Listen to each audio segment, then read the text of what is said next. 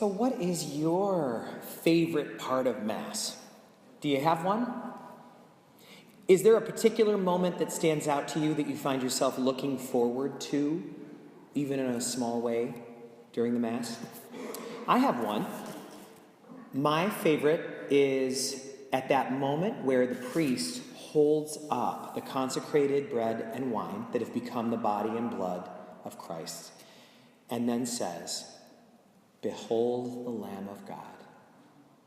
Behold him who takes away the sins of the world." What I like to do is at that moment, I like to think of all of the things that are getting me down, whatever they might be. I think of the things in the news that I find depressing. I think of the things in the parish that are stressing me out, the things that cause me to lose sleep. I think of the people that I'm having trouble with, the fight that I might have had with someone this week, the worry that I have about someone's health. Whatever it is that's bothering me, I think about it, and then I compare that with the moment. Behold the Lamb of God.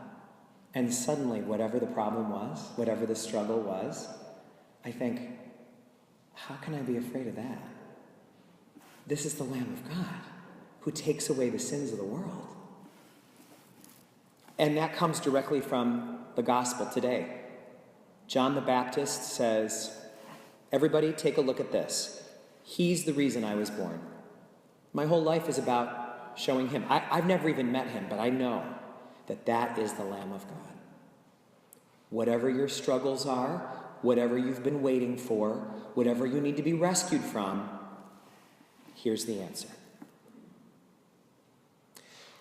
John the Baptist said, "I'm a servant of God. I just follow commands. That's my job." And that's exactly what the first reading said too. We're God's servants. The way the prophet Isaiah said it 500 years before that. We're the servants of God. Which means that we don't have a blueprint for what to do. We don't have the plan.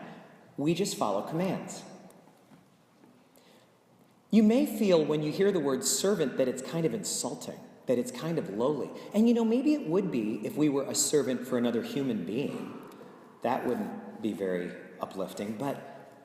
But to be a servant for God, to have a divine mission, to do supernatural work for God, there's nothing lowly about that.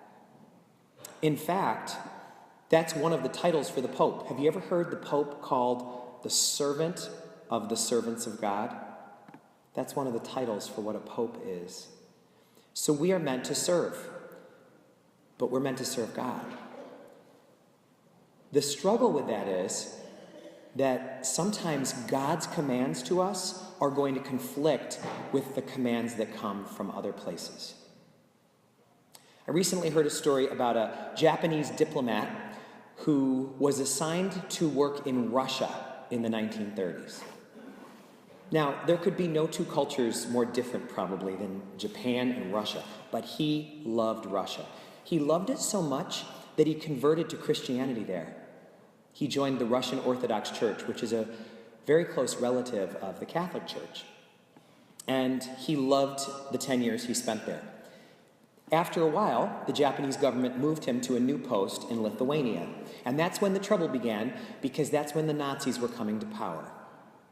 So many Eastern European Jews came to his embassy and begged for exit visas because their friends and relatives were being gathered and deported to death camps, and they wanted a way out.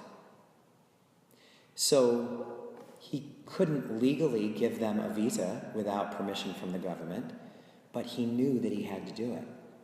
So he painstakingly hand wrote all of the exit visas for every Jewish person that came to him. He had to do it by hand, and they said that he got to a point where he was doing it 18 to 20 hours a day. He was just sleeping just a little bit and then getting up and hand writing these visas. And with each visa, he gave the person a chance to save their life. Eventually, he was found out, not by the Nazis, but by his own government. The Japanese government couldn't figure out why all these Eastern European Jews were coming to Japan. So he was discovered, and he was disciplined and fired and ordered back to Japan. But it took a couple of days to get him on a train to a ship to get home. So during the entire time, as he was packing up to leave, he was writing exit visas. He was writing them and giving them to everybody he possibly could. In fact, they said that even on the train, when he was leaving the capital and heading for the coast, he was signing exit visas with his signature and throwing them out the window and saying, "I'm sorry I can't write more. I will pray for you." He went back to Japan in shame. His life never was easy again.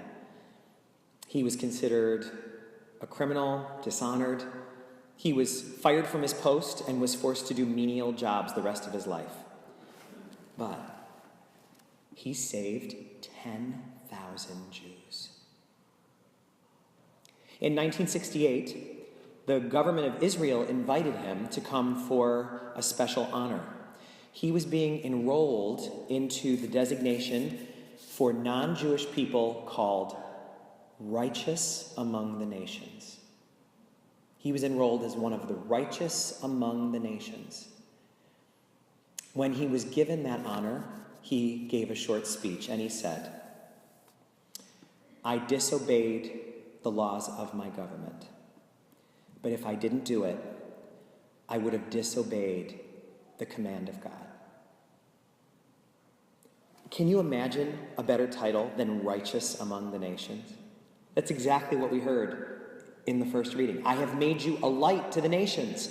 Your job is to shine light where there is darkness. And where was there more darkness than during that period of time in Europe? I have sent you for a purpose, says God. You are my servants. So we are given the exact same task as John the Baptist. That's our job. In a few moments, we are going to come to my favorite part of Mass, other than the homily. That moment where we get to behold the Lamb of God. I would invite you, when that moment comes, to think of whatever was bothering you as you came here today. And there could be many, many things. There might be something in the news that's upsetting you. There might be something going on in your personal life. Maybe you have something that has been chasing you around for a long time, some kind of mistake that you made that you just can't escape from, or you can't forgive yourself. Maybe you're in the midst of some kind of struggle. There's people here that have cancer. There's people here that have experienced loss. We just buried Doug Anderson this week, who died suddenly and unexpectedly. There's people here who might have financial troubles that no one else knows about, and you're afraid you're not going to be able to keep your house, and you can't sleep, and you carry that with you. Maybe there's something going on with someone you love that you can't fix, and you don't know what to do. Whatever it is, keep it in mind, and then behold the Lamb of God, the one who takes away the sins of the world. But we can't stop there, because there are people all over this village who have no idea what goes on here. And their burdens are just as heavy as ours. Some of them are heavier. They live right there, and right there, and right there. They live down the hill. They live behind us. They live all around us. And they have no idea that if they want to behold the solution, if they want to encounter the medicine, they could come here. They don't know to. And they are carrying that burden without any help. It's our job as God's servants to be the light to Cooksaki and to the nations. But how can we be a light to the nations? How can we be among the righteous of the nations if we don't start right here? There's people right here that have no idea that the help is available. So, in a few minutes, we will not only get to behold the Lamb of God, we are invited to take the Lamb of God inside ourselves, to eat his body, drink his blood, take in his strength. So let's do that, and let's use that strength to be God's servants and bring others here too. Blessed are those called to the supper of the Lamb.